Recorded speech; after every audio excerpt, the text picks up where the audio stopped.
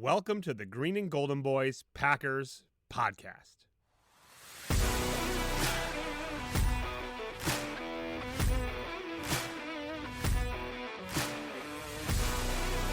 Coming to you from Minneapolis, Minnesota. I'm Charles.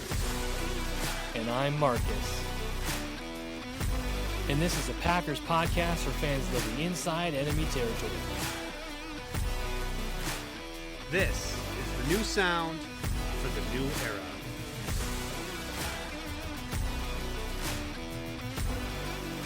Welcome, everybody, to the Green and Golden Boys Packers podcast. I am your host, Marcus. Unfortunately, today, Charles is out sick and cannot make it.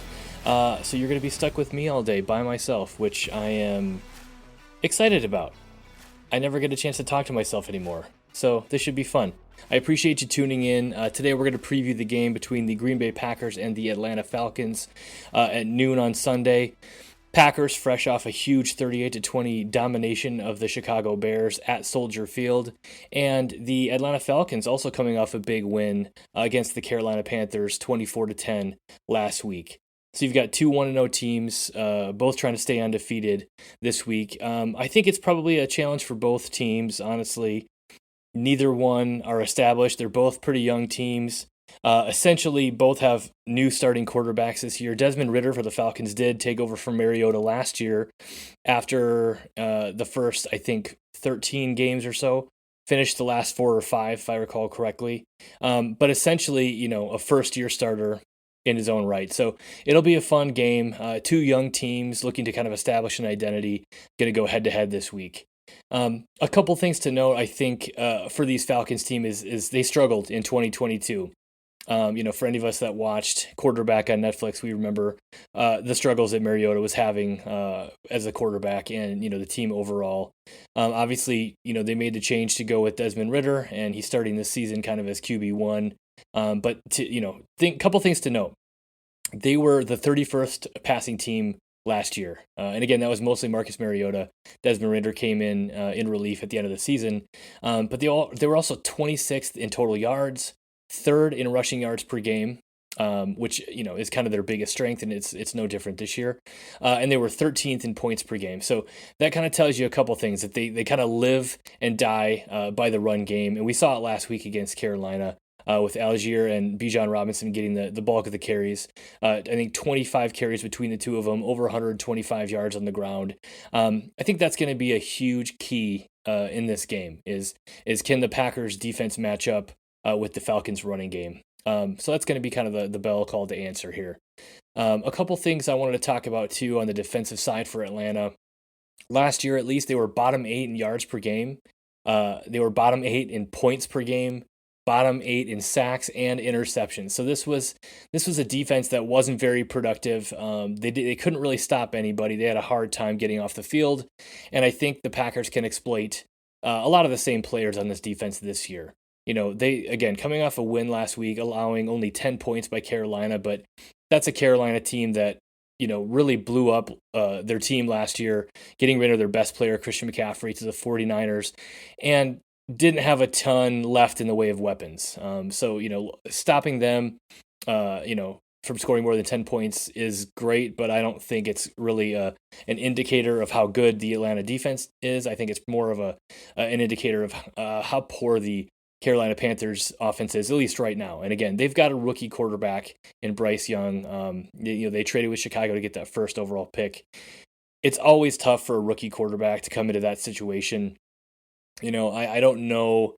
I don't know how he's going to do, but yeah, I mean, he struggled in his first game, throwing 2 picks to the Falcons, to Jesse Bates. And I don't think that that's going to happen again. I think that was a little bit anomalous. And I don't think it was, again, I think it has more to do with Bryce Young and this Panthers offense than it did with the Atlanta defense. I don't anticipate the Packers throwing, 2 interceptions against them. I think Jordan Love is going to protect the football this week, and I think if he does that and we don't, we win the turnover battle or at least stay even, they've got a really good chance to win this game. It is on the road in Atlanta. It's going to be a loud stadium, and Jordan Love is going to be tested again. I mean, he went on the road in week 1 against a division rival, played really well, and came home with the win. Can he do that again in Atlanta? We'll see. I think he can. I think it's going to be a tough test for him. It's going to be a loud stadium, a tough place to play. But again, if he stays calm, cool, collected, plays within himself, plays within the offense, takes what the defense is giving him, plays efficient football, I think he's going to be okay. I think he's able to, overcome adversities we saw and really hit those important plays when they matter. I think he was 8 of 10 on 3rd and 4th down last week, which was incredible. Over 100 yards passing on those downs as well.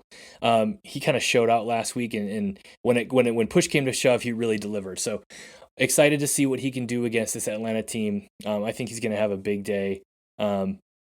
And, I think this is going to be a good test for him. And, I think I saw a stat somewhere that said that it's the opportunity for the Packers to go 2-0 on the road for the first time in over 30 years, or since, before Brett Favre's time, which would be incredible.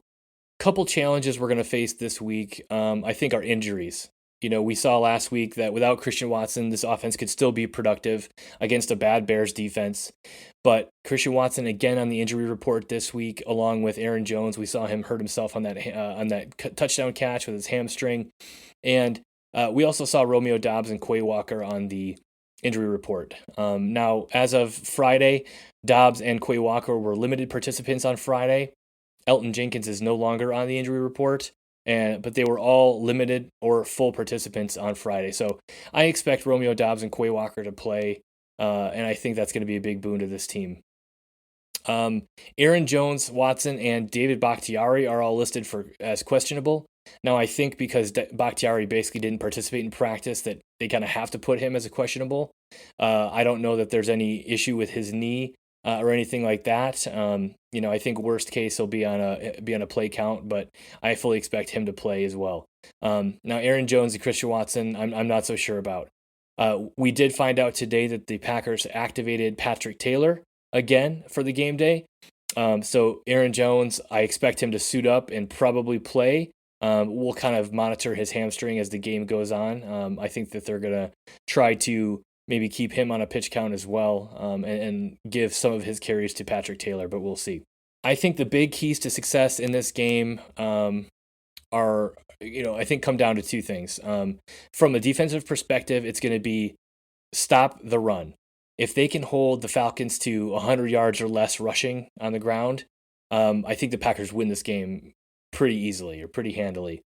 Make Desmond Ridder throw the ball. Last week, he only threw the ball, I think, 18 times, or 50. Yeah, he only threw the ball 18 times last week. 15 completions, only 115 yards. He didn't need to do a whole lot. He was playing efficient football, had a great passer rating, an 83% completion percentage. But we got to attack him, stop the run, get him in 3rd and long, and make him make plays himself. Stay contained because he can't move, not like a Justin Fields, but stay disciplined, stay contained, and make him throw the ball, make him beat you. Don't let Algier and Robinson, dominate on the ground. Now, offensively, I think we're going to need to do, a couple of things this week to win this game. I mentioned it earlier. Jordan Love needs to play efficient football, needs to stay within the offense, take what the defense gives him.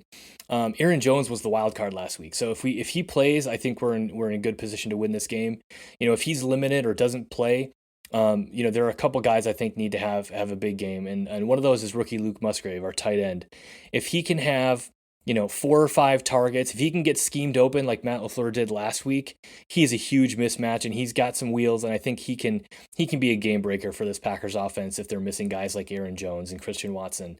And I think also on that note, Romeo Doubs, who had a great game last week, 2 touchdowns, 26 yards, 4 catches. But, again, if he can kind of continue that hot hand and be Jordan Love's go-to guy, he can catch a touchdown or 2. This is going to be a great matchup and a great opportunity for him to kind of establish at least that he's a top 2 receiver. Not that he hasn't done that already, but dare I say the opportunity to kind of snatch the wide receiver 1 title from Christian Watson while he's out rehabbing that hamstring.